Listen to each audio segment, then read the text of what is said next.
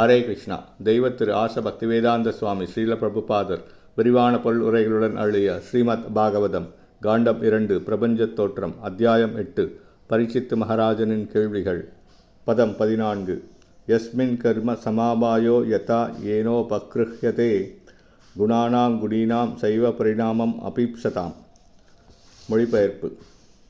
மேலும் வெவ்வேறு ஜட இயற்கை குணங்களின் அளவிற்கேற்ப உண்டாகும் பலன்கள் எவ்வாறு தேவர்கள் முதற்கொண்டு மிகவும் அற்பமான ஜீவன்கள் வரையிலான வேறுபட்ட ஜீவராசிகளை உயர்வடையவோ அல்லது இழிவடையவோ செய்கின்றன என்பதையும் அன்புடன் விளக்குவீராக. பொருளுரை. ஜட இயற்கை குணங்களிலுள்ள செயல்கள் மிக சிறியவையாகவோ அல்லது மிக பெரியவையாகவோ இருந்தாலும் அவற்றின் பிரதிபலன்கள் சேமிக்கப்படுகின்றன. இவ்வாறாக இக்கர்மங்களின் செயல் விளைவுகள் அதே விகிதத்தில் வெளிப்படுகின்றன. அவை எப்படி நிகழ்கின்றன, செயல்முறைகள் என்னென்ன, மேலும் எந்த விதத்தில் அவை செயற்படுகின்றன ஆகிய விஷயங்களை சிறந்த பிராமணரான சுகதேவ கோஸ்வாமியிடமிருந்து பரீட்சித்து மகாராஜன் விசாரித்தார். ஸ்வர்கலோக வாசிகளின் வசிப்பிடங்கள் எனப்படும் உயர் கிரகங்களில் உள்ள வாழ்வை நவீன விஞ்ஞானிகள் நினைப்பது போல் விண்வெளி கப்பலின் வலிமையால் அடைய முடியாது. ஆனால் நற்குணச் செயல்களால் அதை அடையலாம்.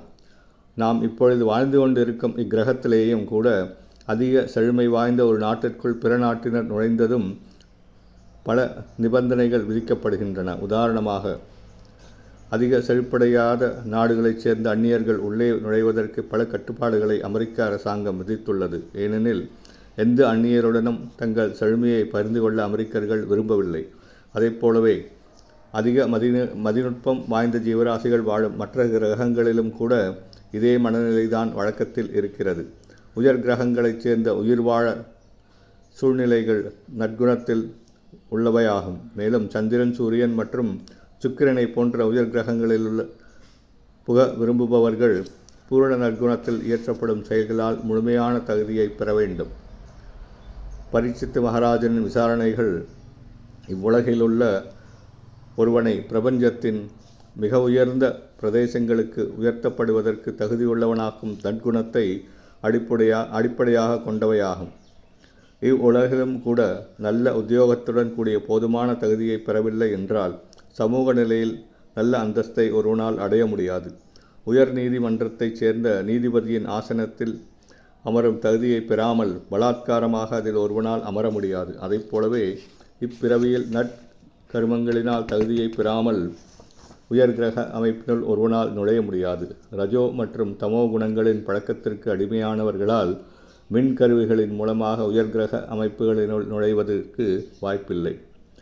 பகவத்கீதையின் கூற்றுக்கிணங்க உயர்ந்த ஸ்வர்கலோகங்களுக்கு உயர்த்தப்படும் தகுதியை பெற முயல்பவர்களால் அங்கு செல்ல முடியும்.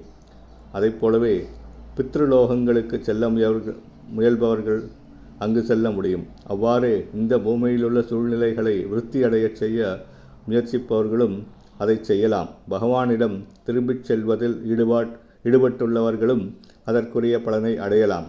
நற்குணத்தில் உள்ள பல்வேறு செயல்களும் அவற்றின் பிரதிபலன்களும் பொதுவாக புண்ணிய கர்மங்கள் எனப்படுகின்றன. 3 வகையான புண்ணிய கர்மங்கள் உள்ளன. அவை அறிவுடன் கூடிய பக்தி தொண்டு, யோக சித்தர்களுடன் கூடிய பக்தி தொண்டு மற்றும் இறுதியாக வேறு நற்குணங்களுடன் கலப்பில்லாத பக்தி தொண்டு. இந்த கலப்பற்ற பக்தி தொண்டு உன்னதமானதாகும்.